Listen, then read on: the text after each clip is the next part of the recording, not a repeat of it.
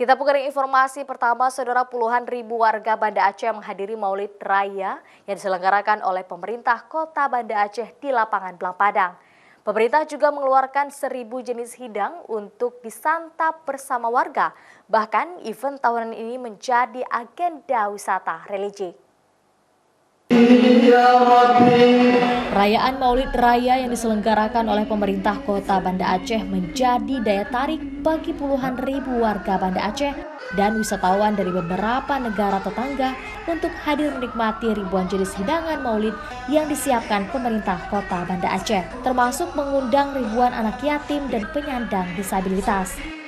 Berbagai jenis hidangan Maulid yang dihias dengan hiasan khas Aceh dibawa oleh masing-masing kecamatan, seluruh kampung, seluruh SKPD, dan beberapa sekolah di Banda Aceh. Seluruh hidangan Maulid tersebut dihidangkan ke seluruh warga untuk disantap bersama-sama. Sementara itu, perayaan Maulid Raya ini juga menjadi daya tarik wisatawan mancanegara yang sedang berkunjung ke Banda Aceh. Bagi mereka, perayaan Maulid Raya sangat unik, baik dari jumlah warga yang hadir maupun jumlah hidang yang dibawa oleh seluruh kampung di Banda Aceh.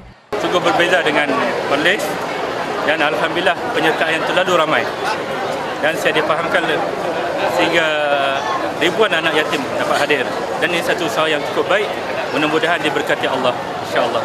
Wali Kota Banda Aceh akan menjadikan Maulid Raya ini sebagai agenda tahunan serta menjadikan sebagai objek wisata religi.